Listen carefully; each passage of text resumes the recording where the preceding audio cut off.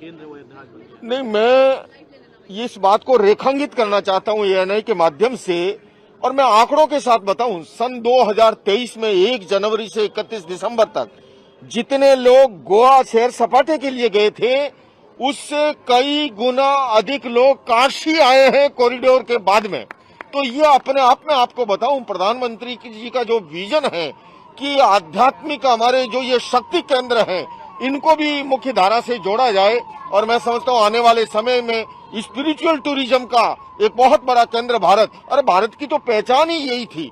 विदेशों के अंदर भारत अपने चरित्र बल पर विश्व गुरु जो कहलाया वो उसी के आधार पर, और आने वाले समय के अंदर फिर हम देखेंगे इन्हीं केंद्रों के माध्यम से, चाहे वो काशी है, चाहे अयोध्या है, चाहे उज्जैन है, चाहे समेत शिखर है, चाहे पालीतना है, चाहे गिरनार है, ये हमारे वो केंद्र, चाहे अमृतसर का गोल्डन टेम्पल है, चाहे बुद्ध का गया है, चाहे अजमेर है, ये सारे के सारे अध्यात्म के जो है केंद्र जो है पूरे विश्व के अंदर खूबी लेकर के जाएंगे भारत। आप विकास की बात कर रहे हैं, देश के मानचित्र पर अलग प्रदेश बनने की बात कर रहे हैं, पर कुछ लोग कह रहे हैं कि जरूरत नहीं थी, मूर्ति की जरूरत नहीं थी, मंदिर की जरूरत नहीं थी, अस्पतालों की जरूरत है, स्कूलों की जरूरत है। और कुछ ऐसे भी नेता हैं, कुछ लोग हैं जिनको निमंत्रण मिला, उन्होंने ठुकरा दिया कि हम नहीं आएंगे। देखिए, इसमें दो बातें हैं, ये तो सब छोटे मन की बातें हुई। पहले तो ये बताऊं, स्कूल और हॉस्पिटल अपनी जगह है, लेकिन उनको ये पता होना चाहिए कि राम मंदिर का निर्माण ये सरकारी खजाने से नहीं हुआ है, ये सरकारी धन से नहीं हुआ है। तो ये तो कोटि कोटि राम भक्त हैं, उन्होंने एक समर्पण राशि समर्पित की उनके दान से। और बल्कि मुझे ये जान करके बड़ा आश्चर्य हुआ कि अभी तक तो केवल उसके ब्याज से इस मंदिर का निर्माण हुआ है। तो दूसरे में स्कूल का अपनी जगह महत्व है, हॉस्पिटल का अपना महत्व है। तो हमारे ये अध्यात्म के शक्ति केंद्र, क्योंकि देश की सुरक्षा केवल नदियों, पहाड़ों या सीमा रेखाओं से नहीं, देशवासियों के चरित्र बल पर निर्भर करती है। और चरित्र बल को, नैतिक बल को ऊंचा उठाने का काम जो है ये हमारे अध्यात्म के शक्तिपीठ करते हैं।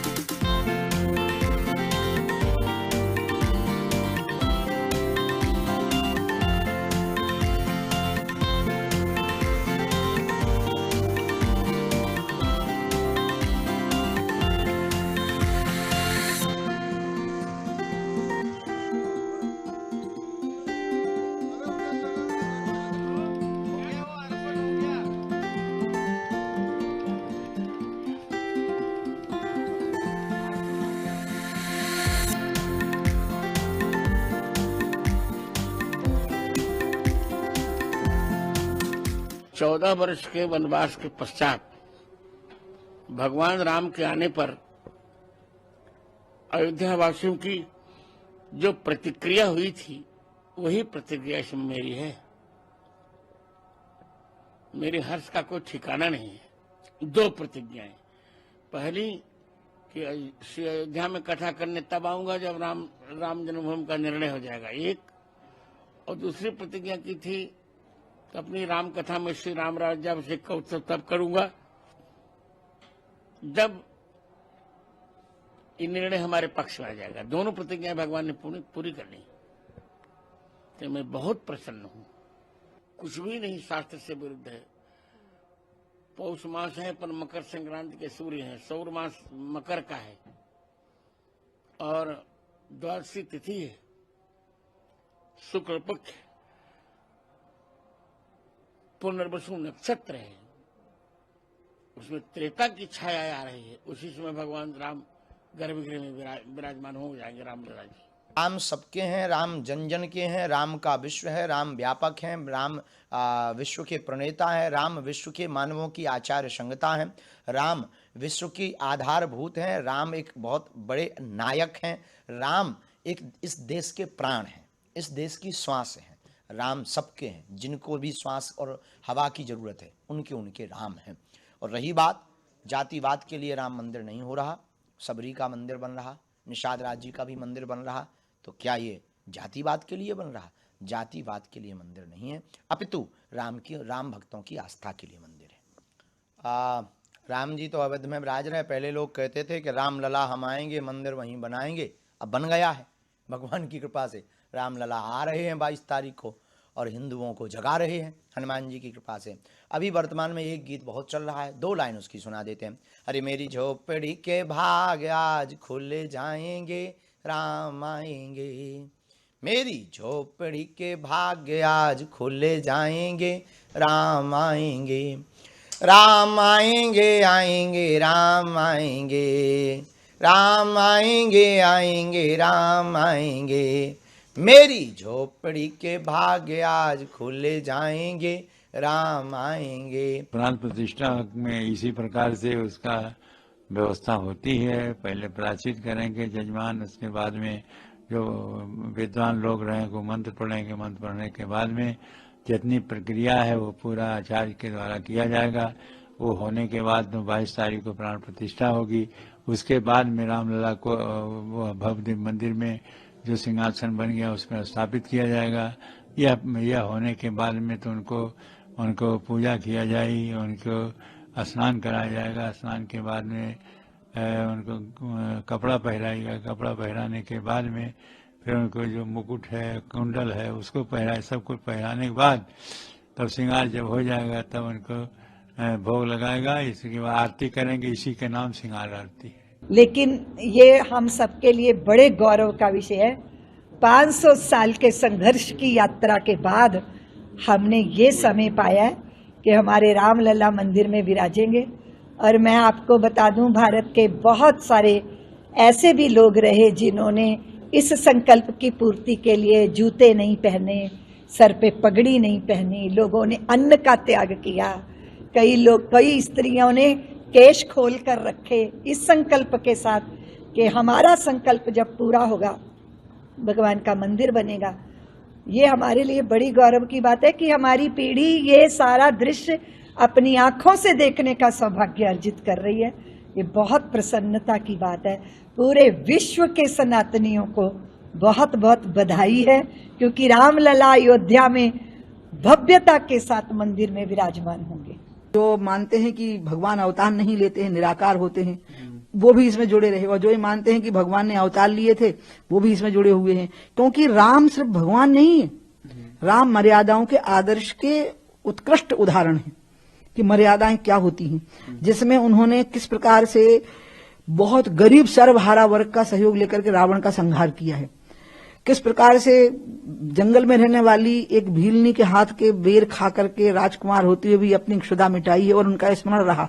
इसलिए रामराज में उन्होंने आर्थिक विषमता नहीं आने दी, क्योंकि उनको शबरी याद थी, उनको केवट याद था, उनको निषाद याद था, भाई की लात अपनी छाती पे खाया हुआ विभीषण याद था। इसलिए वो अपनी प्रजा की भावनाओं का बहुत सम्मान करते थे कि रावण ने अपने सगे भाई की बात नहीं मानी थी। जब उसने सुझाव दिया था तो उसको लात मारी थी विभीषण को कि निकल जा मेरे राज्य से बाहर।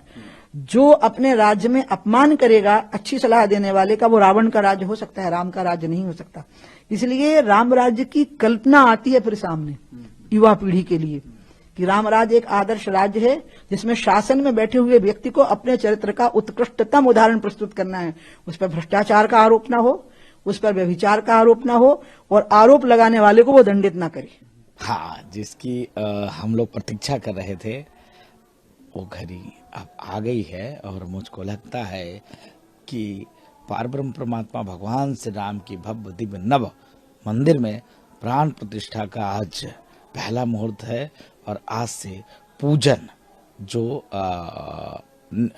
प्राण प्रतिष्ठा के निमित्त देवताओं का आवाहन, कलश स्थापना, नवग्रह का पूजन, अन्य देवी देवताओं का प्रतिष्ठित की जाएगी वहां पर कि देवी देवता की मौजूदगी में प्राण प्रतिष्ठा महोत्सव हो। तो आज इससे शुरुआत हम लोग करेंगे। And so this is a great moment. A temple has resurrected from that place after 500 years. Naturally, there is a great sense of celebration in the whole country. Actually, people wanted to celebrate when the judgment came in favor of the temple itself. But it was the wisdom of our government, the wisdom of our Prime Minister especially, that people were asked not to celebrate at that time. All were requested not to celebrate. And now we have to unleash that emotion which they have been holding back for 5 years now. ये कितनी प्रसन्नता की बात है कि जिस क्षण की सदियों से प्रतीक्षा थी, हमारे रामलला वास्तव में अब अयोध्या में अपने मंदिर में, अपने भवन में स्थापित हो गए, गर्भगृह में स्थापित हो गए। 22 जनवरी को तो हम सब अपनी आंखों से उस प्राण प्रतिष्ठा के सुअवसर को देखेंगे, किंतु रामलला गर्भगृह में विराजमान हो गए और ये विराजना एक ऐतिहासिक घटना है हमारे लिए। तो आज प्रकाट्य हो गया भगवान राम का।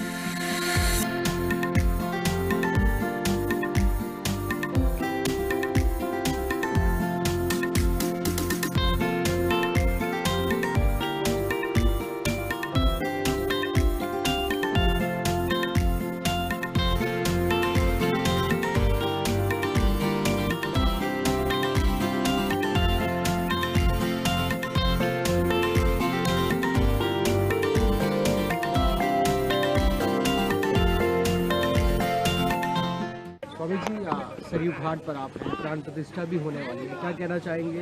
पूरी अयोध्या सजी हुई है, इसको क्या बोलना चाहेंगे? अयोध्या धाम की जय, सरयू महारानी की जय, नंदरहुआ सरकार की जय, सदगुरुदेव भगवान की जय। आज बड़ा सौभाग्य है, बड़ी प्रसन्नता है हम सभी संतों को, सभी भक्तों को। बड़ा सुंदर कार्यक्रम हो रहा है यहाँ जो है अवधपुरी बड़ी सुंदर ढंग सजाई गई हैं। कल जो है रामलला की प्रतिष्ठा हो रही है, तो राम राज्य जो शुरू हो गया है, राम राज्य आगे जो पहले 500 वर्षों से ये बड़े परेशान थे, सभी लोग बड़े दुखी थे, बड़ा संघर्ष किया है हमारे सभी ऋषियों ने, मुनियों ने, हमारे भक्तों ने बड़े बड़े बलिदान दिए हैं। वो आज सभी की इच्छाएं पूरी हो चुकी हैं। बहुत अच्छा लग रहा है यहाँ आकर के। अवधपुरी को वास भलो जहाँ पास बहें सरयू महारानी, जो जन नायक ध्यान धरे बैकुंठ मिले तिनको रजधानी। संत मुनि सन की यह वाणी, यमुना सरयू यमदूतन टारते हैं, भवतारते हैं सीता महारानी, भवतारते हैं सीता महारानी। अवधपुरी को वास दे दे, ऐसा लग रहा है जाने की इच्छा नहीं हो रही। दे दे अवध धाम रहिवे को दे दे, अवध धाम रहिवे को दे दे, अवध धाम रहिवे को दे दे, अवध धाम रहिवे को। हम यहाँ भारत के प्रधानमंत्री नरेंद्र मोदी को भी बहुत आशीर्वाद देते हैं, सभी संत मिल करके। इनने जो बड़ा संघर्ष किया है, बड़े सुंदर बड़ी बुद्धि से काम लिया है, बड़ा बुद्धिमत्ता से काम लेकर के इन्होंने यहाँ आज कल प्रतिष्ठा करवा रहे हैं। सभी संत लोग को आशीर्वाद है, सभी भक्त लोग बड़े प्रसन्न हैं, तो हम इनको भी बहुत आशीर्वाद देते हैं। नरेंद्र मोदी के लिए बहुत अच्छा कार्य किया, जन्य प्रसन्न है इनसे, इनको आशीर्वाद है। हमारे साथ हमारे दूसर वाले महाराज जी भी आए हैं, हमारे वृंदावन से हमारे रामदास जी महाराज, हमारे दूध वाले महाराज जी, सभी संत वृंदावन से और मध्य प्रदेश से सब पधारे हैं। सबके लिए इनको आशीर्वाद देते हैं और सभी मीडिया प्रभारियों के लिए बहुत आशीर्वाद देते हैं। आप जो है मीडिया प्रभारी जो है हनुमान जी की तरह और विभीषण की तरह है। जैसे विभीषण प्रचार करते थे, हनुमान जी प्रचार विभीषण ने किया, मुझे भरोसा न मनता, ऐसे ही है विभीषण ने प्रचार किया। तो इसी हिसाब से आप लोगों को भी आशीर्वाद देते हैं। आप सब जगह प्रचार कर रहे हैं, तो आप बहुत आशीर्वाद स्वस्थ की रहे, कृपा बनाए रखें।